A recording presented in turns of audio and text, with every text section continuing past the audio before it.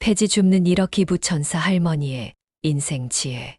가난했지만 마음만은 부자였던 어린 시절. 새벽을 깨우는 달구름 소리보다 먼저 순덕이의 작은 몸은 삐걱거리는 아랫목에서 눈을 떴다. 7살 어린 순덕에게는 매일 아침 닥쳐오는 현실의 무게가 밤새도록 웅크렸던 어깨를 짓눌렀다. 낡은 창호지 문틈으로 스며드는 희미한 빗줄기만이 순덕이가 살아있는 세상의 전부인 듯했다. 순덕이네 집은 늘 텅 비어 있었다. 클바닥에 군데군데 뚫린 구멍은 겨울이면 매서운 바람을 실어왔고 여름이면 습한 냉기가 뼛속까지 스며들게 했다.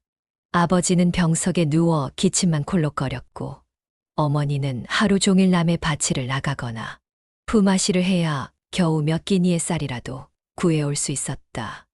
어린 순덕에게는 젖먹이 동생들과 아직 어린 남동생 하나가 더 있었다. 제대로 된 교육은 꿈꿀 수도 없었다. 학교는 그림책 속 먼 나라 이야기처럼 느껴졌다. 대신 순덕이는 새벽부터 밤까지 어머니를 따라 밭일을 거들거나 집안일을 도맡아 해야 했다. 어린 손은 늘 거칠었고 해가 질녘이면 온몸의 뼈마디가 욱신거렸다. 배고픔은 늘 순덕이 곁을 그림자처럼 따라다녔다. 어느 해 늦가을 순덕이는 어머니를 따라 콩밭에 갔다. 주인집 할아버지가 수확을 끝낸 밭에는 간혹 떨어진 콩알들이 흙 속에 숨어 있었다. 어머니는 허리를 굽혀 콩알들을 주었고 순덕이도 작은 손으로 흙을 헤치며 콩알들을 찾았다. 한참 동안 콩알을 줍던 순덕이의 눈에 제법 굵어 보이는 콩깍지 하나가 띄었다. 조심스럽게 흙을 털어내자 그 안에는 통통한 콩알 3개가 가지런히 들어 있었다. 순덕이는 콩알을 손에 쥐고 가만히 바라보았다. 윤기가 자르르 흐르는 콩알은 마치 작은 보석처럼 느껴졌다. 이거 동생들 갖다 줘야지.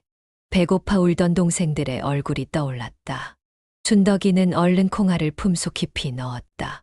집으로 돌아온 순덕이는 콩알 3개를 손바닥에 올려놓고 막내 동생부터 차례로 건넸다. 어린 동생들은 눈을 동그랗게 뜨고 콩알을 받아들었다. 오물오물 작은 입으로 콩알을 씹는 모습에 순덕이의 마음은 이상하게 따뜻해졌다. 비록 자신은 먹지 못했지만 동생들이 맛있게 먹는 모습을 보니 배고픔마저 잊혀지는 듯했다.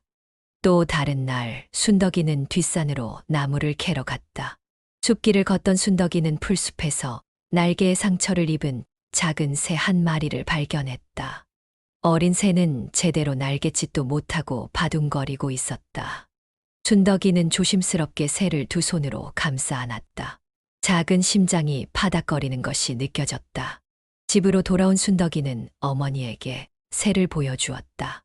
어머니는 걱정스러운 표정으로 새의 날개를 살펴보더니 헝겊 조각으로 조심스럽게 상처 부위를 감싸주었다.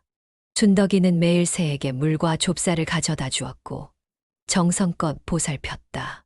며칠 후 새는 다시 힘차게 날갯짓을 하며 하늘로 날아올랐다.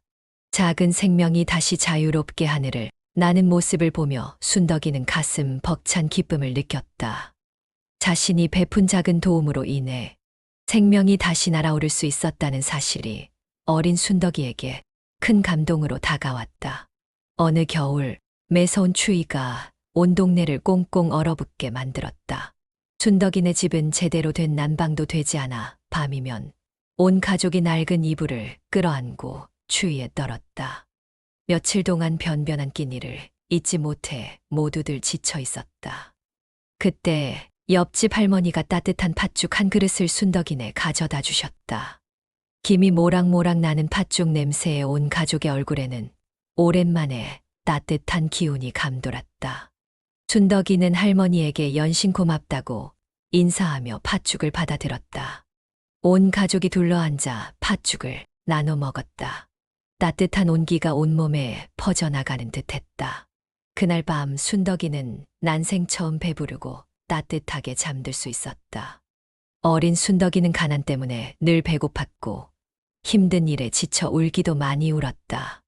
하지만 그 속에서도 작은 나눔이 가져다주는 따뜻함, 생명을 보살피는 기쁨, 그리고 어려운 순간에 건네받는 따뜻한 정을 통해 마음만은 늘 부자로 살아갈 수 있었다.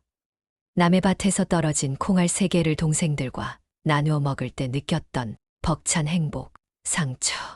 입은 새를 정성껏 보살펴 다시 날려보낼 때의 감동. 그리고 추운 겨울날 옆집 할머니가 건네주신 따뜻한 팥죽 한 그릇의 온기는 어린 순덕이의 마음에 깊이 새겨졌다. 이러한 어린 시절의 경험들은 훗날 순덕 할머니가 평생 동안 나눔을 실천하며 살아가는 밑거름이 되었다. 물질적으로는 부족했지만 마음만은 풍요로웠던 어린 시절. 순덕이는 작은 것이라도 나누는 기쁨이 얼마나 큰 행복을 가져다 주는지 깨달았던 것이다. 그것은 비록 어린 나이였지만 순덕이의 삶 전체를 관통하는 첫 번째 인생 지혜로 자리 잡았다. 인생 지혜의 작은 것이라도 나누는 기쁨을 알아라. 20살 꽃다운 나이에 순덕이는 가정을 이루었다. 꿈 많던 젊은 날, 남편과 함께 작은 가게를 열어 오순도순 살아가는 행복을 꿈꿨다. 하지만 삶은 순탄하지만은 않았다. 남편이 시작한 작은 사업은 얼마 지나지 않아 쓴맛을 봐야 했고, 예상치 못한 빚더미가 순덕이네 가정을 덮쳤다. 그때부터 순덕이의 삶은 고된 노동과 역경의 연속이었다. 어린 시절 가난을 겪었지만 결혼 후 짊어진 빚의 무게는 상상 이상이었다. 남편은 좌절감에 빠져 술로 밤을 지새우는 날이 많았고 순덕이 홀로 생계를 책임져야 했다. 새벽을 가르며 시장으로 향하는 발걸음은 무거웠다. 순덕이는 새벽부터 밤늦게까지 생선 가게에서 일했다. 차가운 생선 비린내가 온몸에 배고 무거운 생선 상자를 나르느라 어깨와 허리는 늘쑤셨다. 손은 찬물에 담겨 퉁퉁 부었고 칼날에 베이는 상처가 아물 새도 없었다. 그래도 순덕이는 이를 악물었다. 빚을 갚고 아이들을 키우려면 이 악물고 버티는 수밖에 없었다. 시장 일이 끝나면 곧장 다른 사람의 집으로 달려가 파출부 일을 했다. 청소, 빨래, 음식 준비 등 쉴 새 없이 몸을 움직였다. 낯선 사람들의 온갖 잔소리와 힘든 요구를 묵묵히 감당해야 했다.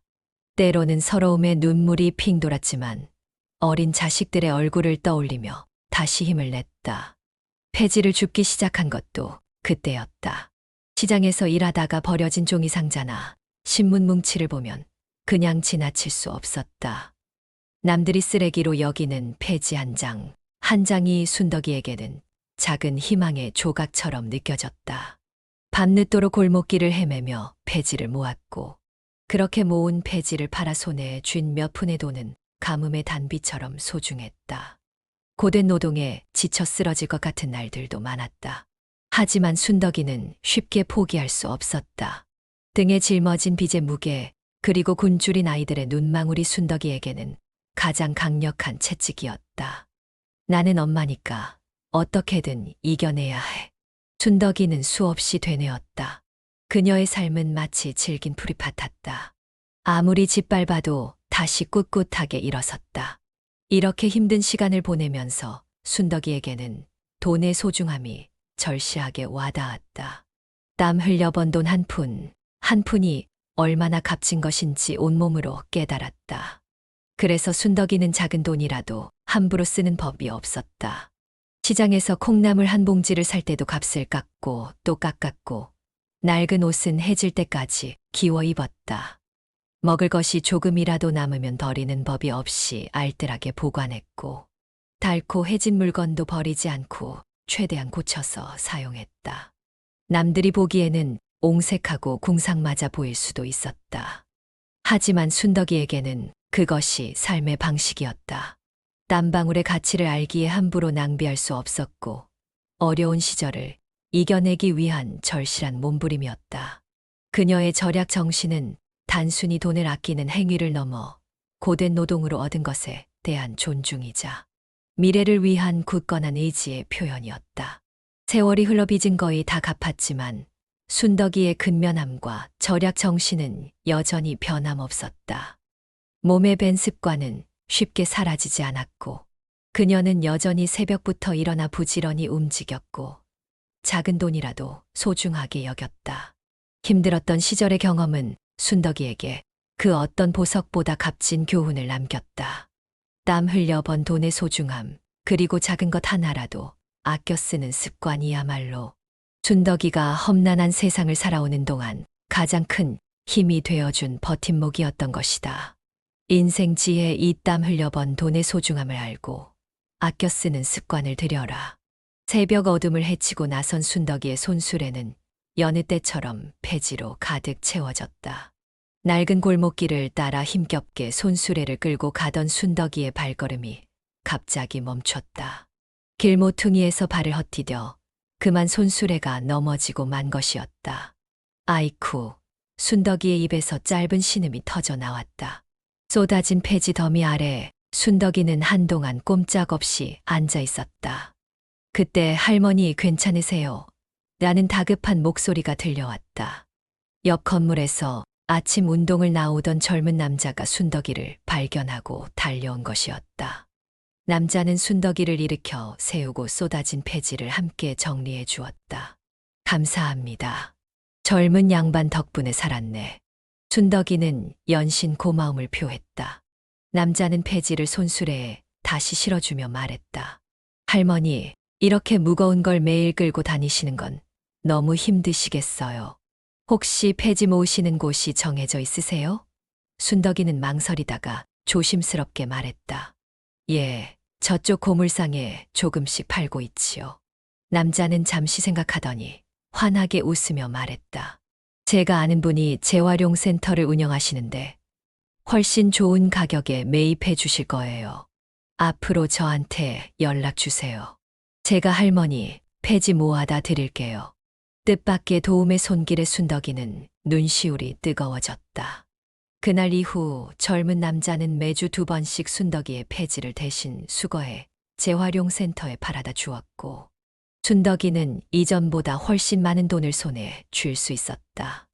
또 어떤 날은 순덕이가 폐지를 줍던 중 낡은 건물 앞에서 어린 고양이 한 마리가 길을 잃고 울고 있는 것을 발견했다. 가냘픈 울음소리가 순덕이의 마음을 아프게 했다. 며칠 동안 어미 고양이가 나타나지 않는 것을 보고 순덕이는 고양이를 그냥 두고 갈 수 없었다. 집으로 데려와 우유를 주고 따뜻하게 보살폈다. 하지만 순덕이의 작은 방은 이미 좁았고 고양이를 계속 키우는 것도 쉽지 않았다. 고민 끝에 순덕이는 동네 동물병원을 찾았다. 병원 원장님은 순덕이의 사정을 듣고 흔쾌히 고양이를 맡아주겠다고 했다. 치료와 예방접종까지 무료로 해준 것은 물론이었다. 순덕이는 고양이에게 새 보금자리가 생겼다는 사실에 마음 놓았다. 며칠 후 병원에 들른 순덕이에게 원장님은 뜻밖의 제안을 했다. 할머니, 혹시 폐지 모으시는 거 도와주실 분이 필요하지 않으세요? 저희 병원에서 나오는 폐지 양이 꽤 되거든요. 순덕이는 흔쾌히 병원의 폐지를 수거하는 일을 맡게 되었다. 안정적인 수입이 생긴 것은 물론이고 길을 잃었던 작은 고양이 덕분에 새로운 인연까지 맺게 된 것이었다. 뿐만 아니라 순덕이의 꾸준한 폐지 줍는 모습은 동네 사람들에게도 잔잔한 감동을 주었다. 어느 날 동네 주민들이 순덕이를 위해 작은 모금 활동을 시작했다. 십시일반 모은 돈으로 순덕이에게 낡은 손수레 대신 가볍고 튼튼한 새 손수레를 선물했다. 손잡이에는 할머니의 아름다운 꿈을 응원합니다 라는 따뜻한 문구가 새겨져 있었다. 새 손수레를 끌게 된 순덕이는 한결 편안하게 폐지를 모을 수 있었다. 또 다른 날 순덕이가 폐지를 정리하고 있을 때 한 초등학생 아이가 다가와 수줍게 손을 내밀었다. 아이의 손에는 작은 돼지 저금통이 들려 있었다. 할머니, 제가 모은 돈인데 어려운 사람들을 위해 써주세요. 아이의 순수한 마음에 순덕이는 눈물을 글썽였다. 아이의 따뜻한 마음은 순덕이에게 큰 힘이 되었다. 그 후로도 동네 주민들은 종종 순덕이에게 음료수나 간식을 건네거나 집에서 나온 폐지를 먼저 순덕이에게 가져다 주곤 했다. 이처럼 순덕이는 묵묵히 폐지를 주워 모으는 과정 속에서 주변 사람들의 따뜻한 도움과 격려를 받았다. 때로는 예상치 못한 행운이 찾아오기도 했고, 때로는 작은 선행이 더 큰 도움으로 돌아오기도 했다. 순덕이의 꿈을 알아주고 응원해주는 따뜻한 마음들이 있었기에 그녀는 더욱 힘을 내어 자신의 목표를 향해 나아갈 수 있었다. 이 모든 것은 순덕이가 아무리 작은 일이라도 꾸준히 하다 보면 꿈을 이룰 수 있다는 희망을 잃지 않고 묵묵히 노력했기에 가능했던 일이었다. 페이지 한 장, 한 장에 담긴 순덕이의 간절한 꿈은 그렇게 주변의 따뜻한 손길들과 함께 조금씩, 그러나 분명하게 현실로 다가오고 있었다. 인생지의 삶 아무리 작은 일이라도 꾸준히 하다 보면 꿈을 이룰 수 있다. 1억 원이라는 거금을 기부하기까지 순덕 할머니에게는 오랜 시간 동안 차곡차곡 쌓아온 노력과 마음이 있었다. 폐지를 팔아 손에 쥐는 얼마 안 되는 돈이었지만 할머니는 그 돈을 허투루 쓰지 않았다. 낡은 통장에 매일매일 정성스럽게 저축했고 그 금액이 조금씩 늘어나는 것을 보며 언젠가 어려운 사람들을 도울 수 있을 것이라는 희망을 키워왔다. 젊은 시절 고생하며 돈의 소중함을 뼈저리게 느꼈기에 할머니는 그 어떤 돈도 함부로 쓰지 않았다.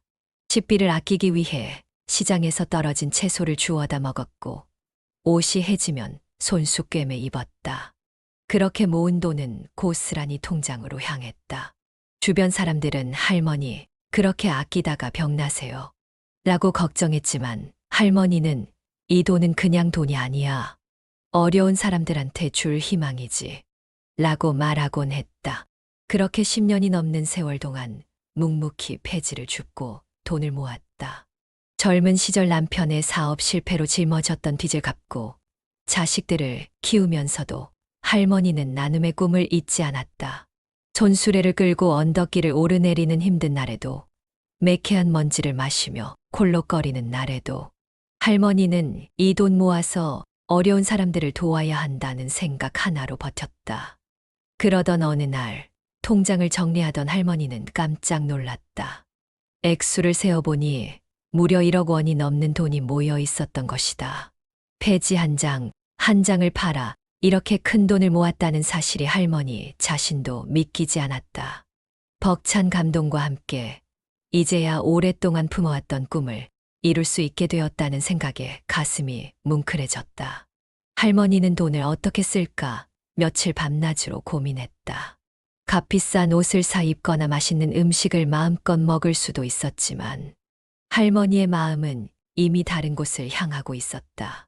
젊은 시절 가난 때문에 제대로 배우지 못했던 서름, 병에 걸려도 돈이 없어 제대로 치료받지 못했던 아픔, 그리고 주변의 어려운 이웃들을 보며 느꼈던 안타까움이 할머니의 마음속에 깊이 자리 잡고 있었기 때문이다. 마침내 할머니는 결심했다. 이 돈을 자신보다 더 어려운 사람들을 위해 쓰기로. 혼자서는 감당하기 힘든 병을 앓고 있는 사람, 학비가 없어 꿈을 포기해야 하는 아이들, 당장 먹을 것이 없어 힘겨워하는 노인들을 위해 자신의 모든 것을 내놓기로 한 것이다. 기부처를 알아보던 중 할머니는 평소 알고 지내던 동네 복지관을 찾았다. 자신의 이야기를 조심스럽게 꺼내놓자 복지관 직원들은 놀라움과 감동을 감추지 못했다.